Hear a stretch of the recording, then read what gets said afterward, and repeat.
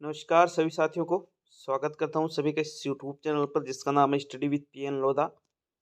साथियों, REET mains exam 2023 के लिए और साथ ही सेकंड ग्रेड की भर्ती के लिए भी आज हम शैक्षिक परिदृश्य का पेपर नंबर 25 हल करने वाले हैं। देखिएगा, पेपर जो है लेवल 1 वालों के लिए भी है और लेवल 2 वालों के लिए भी है। बेहद ही महत्वपूर्ण 20 वस्तुनिष्ठ प्रश्नों को हम यहाँ पर हल करने वाले हैं। टोटल ये 30 टेस्टों की सीरीज है साथियों, और प्रत्येक टेस्ट में 20 प्रश्न आपको देखने को मिल रहे हैं। तो इस प्रकार टोटल हम 600 प्रश्नों की ये सीरीज हल कर रहे हैं। बेहद महत्वपूर्ण है, यहाँ पर प्रत्येक जो प्रश्न है आपके 1 नंबर का है, और कोई प्रश्न आप गलत करते हो तो 1/3 नंबर आपके कम किए जाएंगे। नेगेटिव मार्किंग यहाँ पर 1/3 रहने वाली है। तो चलिए शुरू करेंगे आज के इस वीडियो को। पहला प्रश्न देखेंगे साथियों। प्रश्न संख्या 1 में आपसे क्या पूछा जा रहा है, देखिएगा पहले प्रश्न को। प्रश्न संख्या 1 है आपके, राजस्थान मुख्यमंत्री कोरोना सहायता योजना कब शुरू की गई? 25 अप्रैल 2021, 25 मई 2021, 25 जून 2021 और 25 जुलाई 2021। तो बात की जा रही है राजस्थान मुख्यमंत्री कोरोना सहायता की। और राजस्थान मुख्यमंत्री कोरोना सहायता योजना जो है साथियों, ये शुरू की गई थी 25 जून 2021 को। कब शुरू की गई थी? 25 जून, ठीक है ना। 25 जून को 2021 में इस योजना का शुभारंभ किया गया था। थर्ड विकल्प पहले प्रश्न में सही है। देखिएगा, ये जो योजना चलाई गई थी कोरोना वैश्विक महामारी से जो पीड़ित परिवार थे उनको आर्थिक सहायता उपलब्ध कराने के लिए इस योजना का आरंभ किया गया था। ओनली थर्ड विकल्प ही पहले प्रश्न में सही है। प्रश्न संख्या 2 की ओर बढ़ेंगे। देखते हैं प्रश्न नंबर 2 को। दूसरा प्रश्न है साथियों आपके, विश्व व्यापार संगठन की स्थापना कब की गई थी? 1960 में की गई थी, 1972 में की गई, 1984 में की गई और 1995 में की गई। तो देखिएगा, विश्व व्यापार संगठन जिसको हम शॉर्ट में WTO के नाम से भी जानते हैं साथियों, वर्ल्ड ट्रेड ऑर्गेनाइजेशन, ठीक है ना। ऑर्गेनाइजेशन की स्पेलिंग में थोड़ी मिस्टेक हुई टाइपिंग में। अब यहाँ पर बात की जा रही है विश्व व्यापार संगठन की स्थापना की। तो बताना है आपको दूसरे प्रश्न में किसकी स्थापना कब की गई। आज का ये सेकंड वीडियो है साथियों। सुबह मैंने राजस्थान का इतिहास गोल्डन पेपर नंबर 5 अपलोड कर दिया था। बहुत ही शानदार और लाजवाब प्रश्नों का पेपर था, एक बार हल जरूर करिएगा। ये सेकंड वीडियो है। और सुबह मैंने साथियों 8 बजे ही, ठीक है ना, 8 बजे जो ऐप है स्टडी विद पीएन लोधा, इस पर L2 SST वाले जो छात्र है, L2 SST वाले जो छात्र है उनके लिए महाजनपद काल का आपका जो टॉपिक है महाजनपद काल का, उससे संबंधित बहुत ही महत्वपूर्ण प्रश्न 149 वाले कोर्स में अपलोड कर दिए हैं। और देखिएगा, साथ ही जो राजस्थान अध्ययन का जो कोर्स है 99 वाला साथियों, बेहद महत्वपूर्ण कोर्स है ये, जहां से डायरेक्टली एग्जाम में प्रश्न पूछे जा रहे हैं। तो बिल्कुल उस कोर्स पर कक्षा 6वीं 7वीं 8वीं 9वीं की राजस्थान अध्ययन की किताबें तो हम पूरी कर चुके हैं। कक्षा 10वीं राजस्थान अध्ययन की जो किताब है, इसमें पार्ट जो 5 है, अध्याय 5 अभ्यारण्य और राष्ट्रीय उद्यानों से संबंधित, उसका टेस्ट भी अभी इस वीडियो के कुछ समय बाद में अपलोड कर दिया जाएगा। वीडियो क्या उसका जो टेस्ट है इस वीडियो के कुछ समय बाद में अपलोड कर दिया जाएगा साथियों। तो ऐप डाउनलोड का लिंक मैंने कमेंट बॉक्स में भी दे रखा है, और आप प्ले स्टोर पे जाकर भी ऐप को डाउनलोड करके कोर्स को ज्वाइन कर सकते हो। देखिएगा, यहाँ पर बात की जा रही है विश्व व्यापार संगठन की स्थापना की। तो इसकी स्थापना की गई थी सन 1995 ईस्वी में। कब की गई थी साथियों? सन 1995 ईस्वी में। विकल्प नंबर 4 आपके दूसरे प्रश्न का सही उत्तर है। प्रश्न संख्या 3 की ओर बढ़ेंगे। तीसरा प्रश्न देखेंगे। प्रश्न संख्या 3 है, पालनहार योजना की शुरुआत कब की गई थी? 2001 में, 2004 में, 2006 में और 2008 में। तो पालनहार योजना की शुरुआत की बात की जा रही है साथियों। इसकी जो शुरुआत की गई थी पालनहार योजना की, ये की गई थी सन 2003-4 में, ठीक है ना। 3-4 आता है। वैसे बेसिकली यहाँ डायरेक्ट आपसे 2004 वाला जो ऑप्शन है वो आपको ये ज्यादा देखने को मिलेगा पालनहार योजना की शुरुआत में। तो पालनहार योजना की शुरुआत कब की गई थी मित्रों? 2004 में ही पालनहार योजना की शुरुआत की गई थी। इस योजना के अंतर्गत क्या किया जाता है कि कोई अनाथ बच्चे हैं तो उस अनाथ बच्चे का जो पालन पोषण कर रहे हैं, ठीक है ना, कोई भी अनाथ बच्चे का पालन पोषण कर रहा है, मतलब उनके फैमिली के जो और लोग हैं, माता पिता की अगर मृत्यु हो जाती है तो जो व्यक्ति उसका पालन पोषण करता है इस योजना के अंतर्गत गवर्नमेंट के द्वारा उसको आर्थिक सहायता उपलब्ध करवाई जाती है। कौन सी योजना है ये? पालनहार योजना, जिसकी शुरुआत कब की गई थी? 2004 में। प्रश्न संख्या 4 की ओर बढ़ेंगे साथियों। देखिएगा प्रश्न नंबर 4 को, विभिन्न विभागों से जुड़ी सुविधाएं किस स्थान पर एक साथ उपलब्ध हो जाती है? तहसील में, पंचायत कार्यालय में, ई मित्र में और बैंक में। तो प्रश्न संख्या 4 का सही उत्तर बताइए, कौन से विकल्प का चुनाव करोगे? प्रश्न नंबर 4 में बात की जा रही है विभिन्न विभागों से जो जुड़ी सुविधाएं हैं, ये जिस एक स्थान पर प्राप्त हो जाती है उस स्थान का नाम आपको प्रश्न 4 में बताना है।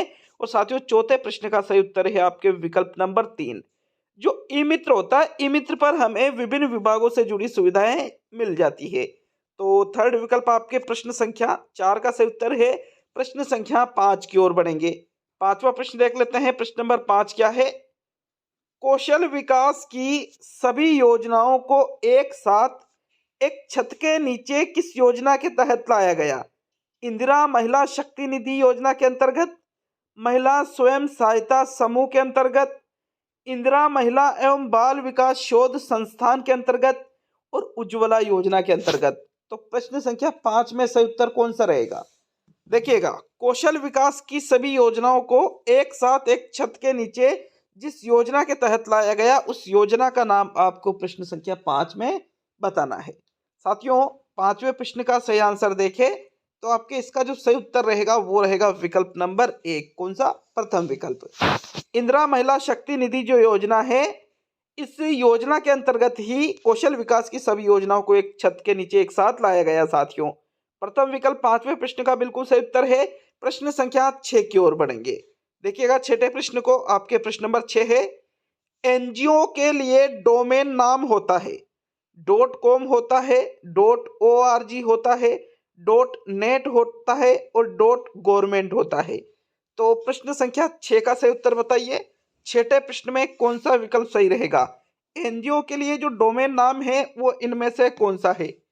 साथियों प्रश्न संख्या 6 में देखो सही आंसर देखा, आपने देखा होगा कि आप कोई भी चीज सर्च करते हो तो कुछ चीजों के बाद में तो आप .edu लगा देते हो, कुछ में .net लगाते हो, कुछ में .com, कुछ में पीछे .org और .government, मतलब कुछ अलग अलग डोमेन आप लिखते हो, ठीक है ना, अलग अलग वेबसाइट पर।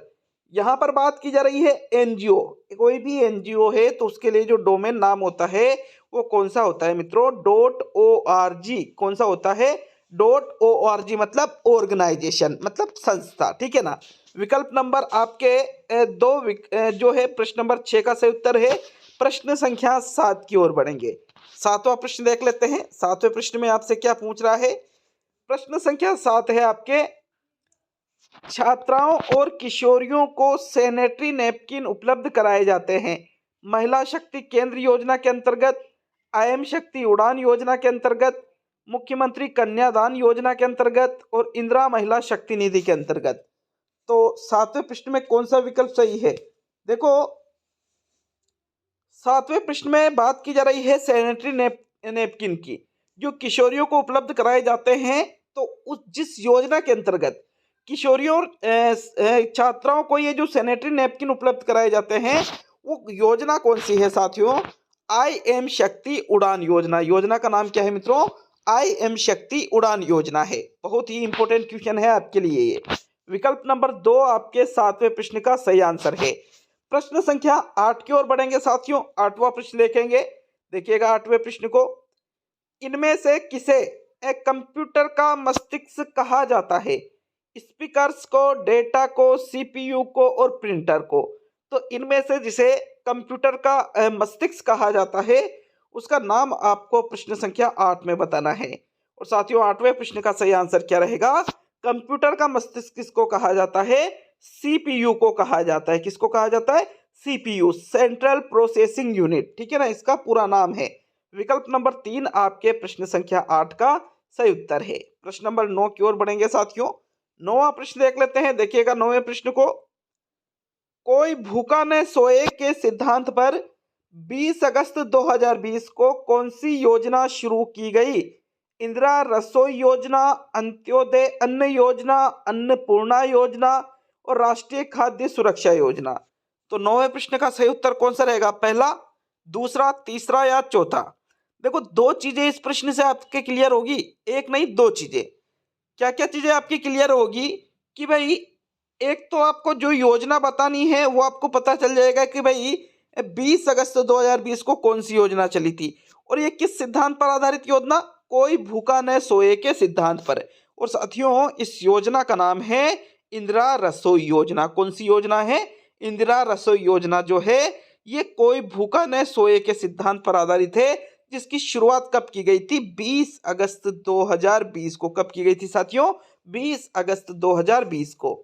विकल्प एक 9वें प्रश्न का सही उत्तर है। 10वें प्रश्न की ओर बढ़ेंगे, देखते हैं प्रश्न नंबर 10 को। 10वें में क्या पूछ रहा है, कोविड लॉकडाउन में विद्यार्थियों को घर में बैठे सोशल मीडिया के माध्यम से अध्ययन करवाने वाला पहला राज्य कौन सा है। उत्तर प्रदेश है, हरियाणा है, पंजाब है और राजस्थान है। तो साथियों, 10वें प्रश्न का सही उत्तर बताइए। प्रश्न संख्या 10 में कौन सा विकल्प आपको सही लग रहा है। देखिएगा, बात की जा रही है कोविड लॉकडाउन की, और कोविड लॉकडाउन के दौरान जो छात्र थे, अब स्कूल तो बंद हो रहे थे, तो घर में बैठे ही सोशल मीडिया के माध्यम से उनको अध्ययन करवाया गया, और ऐसा करने वाला जो देश का प्रथम राज्य था वो था राजस्थान। कौन सा राज्य था साथियों, राजस्थान था। विकल्प नंबर 4 आपके 10वें प्रश्न में सही है। देखिएगा, राजस्थान में एक कार्यक्रम चला था जिसका नाम है इस्माइल। कौन सा कार्यक्रम चला था साथियों, इस्माइल प्रोजेक्ट। ये 3 चरणों में चला, इस्माइल 2.0, इस्माइल 3.0। तो ये कोविड 19 जो चल रहा था उस समय, जो लॉकडाउन था, तो उसी समय इस कार्यक्रम को चलाया गया था साथियों। फोर्थ विकल्प 10वें प्रश्न का सही उत्तर है। प्रश्न संख्या 11 की ओर बढ़ेंगे साथियों। 11वां प्रश्न देखते हैं। प्रश्न नंबर 11 है, प्रधानमंत्री जन धन योजना कब शुरू की गई, 2013 में, 2014 में, 2015 में और 2016 में। साथियों, 11वें प्रश्न का सही उत्तर बताइए। प्रश्न संख्या 11 में कौन सा विकल्प सही रहेगा। प्रधानमंत्री जन धन योजना की बात की जा रही है। देखिएगा, प्रधानमंत्री जन धन योजना की बात की जा रही है, और इस योजना की जो शुरुआत की गई थी साथियों, वो कब की गई थी। सही आंसर देखिए, 11वें प्रश्न में कौन सा विकल्प सही रहेगा। तो बिल्कुल आपके जो सेकंड विकल्प है 2014 वाला, प्रधानमंत्री जन धन योजना की शुरुआत 2014 में की गई थी। कब की गई थी, 2014 में। विकल्प नंबर आपका जो 2 है 11वें प्रश्न का बिल्कुल सही उत्तर है। प्रश्न संख्या 12 की ओर बढ़ेंगे साथियों। 12वें प्रश्न में आपसे क्या पूछ रहा है, देखते हैं 12वें प्रश्न को। अच्छा, ये 2014 में भी कब, 28 अगस्त को, 28 अगस्त 2014 को इसकी शुरुआत की गई थी, ठीक है ना। तो 12वां प्रश्न देख लेते हैं। प्रश्न नंबर 12 है आपके, मुख्यमंत्री बाल गोपाल योजना के अंतर्गत कक्षा 1 से 5 तक प्रति छात्र मिल्क पाउडर कितनी निर्धारित की गई है मात्रा, 150 ml, 20 GM, 200 ml और 15 GM। तो साथियों, 12वें प्रश्न का सही उत्तर कौन सा रहेगा। 12वें प्रश्न में देख लीजिए, अच्छे से प्रश्न को पढ़ लीजिए, और फिर उसके बाद में प्रश्न का सही उत्तर आपको चुनना है, जल्दबाजी नहीं करनी है। देखिएगा, प्रश्न संख्या 12 का जो सही उत्तर है वो रहेगा आपके विकल्प नंबर 4 कैसे। देखो, कक्षा 1 से 5 और कक्षा 6 से 8 बात की जा रही है मिल्क पाउडर की। मिल्क पाउडर की बात की जा रही है, तो 1 से 5 के लिए तो जो मिल्क पाउडर है ये 15 ग्राम आता है, ठीक है ना। 1 से 5 के लिए प्रत्येक जो छात्र है इसके लिए मिल्क पाउडर की मात्रा कितनी है, 15 ग्राम। 6 से 8 के बच्चों के लिए मिल्क पाउडर की मात्रा कितनी है, 20 ग्राम है साथियों। और इससे दूध बनाया जाता है, तो 15 ग्राम मिल्क पाउडर से 150 ml मिल्क बनाया जाता है, और 20 ग्राम मिल्क पाउडर से 200 ml है वो मिल्क बनाया जाता है। अब यहाँ पर मिल्क पाउडर मैंने इसीलिए तो कहा था कि प्रश्न को अच्छे से देख लीजिए। मिल्क पाउडर जो है साथियों, मिल्क पाउडर की मात्रा पूछे तो 1 से 5 के लिए 15 ग्राम और 6 से 8 के लिए 20 ग्राम। दूध की मात्रा पूछे तो 1 से 5 के लिए 150 ml और 6 से 8 के लिए 200 ml है, ठीक है। विकल्प नंबर आपका जो 4 है वो प्रश्न संख्या 12 का सही उत्तर है। प्रश्न संख्या 13 की ओर बढ़ेंगे। देखिएगा 13वें प्रश्न में आपसे क्या पूछ रहा है। प्रश्न नंबर 13 है, मुख्यमंत्री राष्ट्रीय योजना आरंभ की गई ग्रामीण क्षेत्रों में महिला साक्षरता को बढ़ावा देने के लिए। दूसरा है महिलाओं को लैंगिक उत्पीड़न से सुरक्षा प्रदान करने के लिए। तीसरा है महिला सशक्तिकरण और लैंगिक समानता को बढ़ावा देने के लिए। और चौथा है गिरते हुए बाल लिंगानुपात को सुधारने के लिए। तो साथियों 13वें प्रश्न का सही उत्तर बताइएगा। 13वें प्रश्न में पूछा जा रहा है कि मुख्यमंत्री राजश्री योजना की शुरुआत आरंभ क्यों की गई, मतलब एक तरह से कि भाई इसका उद्देश्य क्या था। तो 13वें प्रश्न में सही आंसर है साथियों आपके विकल्प नंबर 3। मुख्यमंत्री राजश्री योजना इसलिए आरंभ की गई ताकि महिला सशक्तिकरण और लैंगिक समानता को बढ़ावा मिल सके। विकल्प नंबर 3 आपके 13वें प्रश्न का सही उत्तर है साथियों। प्रश्न संख्या 14 की ओर बढ़ेंगे। प्रश्न नंबर 14 में क्या पूछ रहा है आपसे, देखिएगा। प्रश्न नंबर 14 है दीक्षा का माध्यम नहीं है। दीक्षा का जो माध्यम नहीं है वो आपको प्रश्न 14 में बताना है। हिंदी है, अंग्रेजी है, गुजराती है और संस्कृत है। तो इनमें से जो दीक्षा का माध्यम नहीं है उसका चयन आपको 14वें प्रश्न में करना है।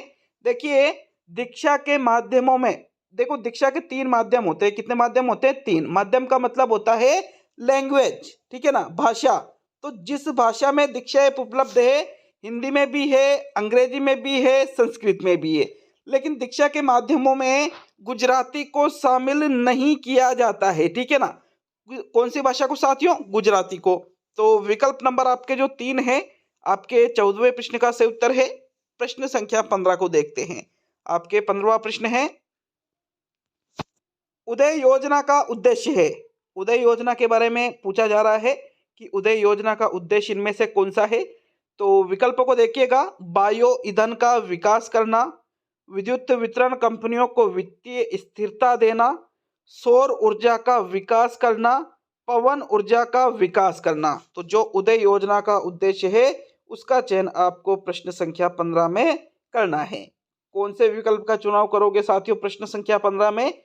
देखिए उदय योजना की अगर हम बात करें तो इसका उद्देश्य है, ये इसलिए शुरू की गई थी ताकि विद्युत वितरण जो कंपनियां हैं इनको वित्तीय स्थिरता मिल सके, इसीलिए उदय योजना की शुरुआत की गई थी। तो सेकंड विकल्प आपके प्रश्न 15 का सही उत्तर है।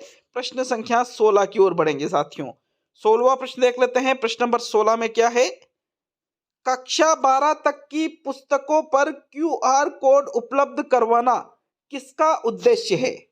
कक्षा 12वीं तक की जो किताबें हैं इस पर क्यूआर कोड उपलब्ध करवाना जिसका उद्देश्य है वो आपको बताना है।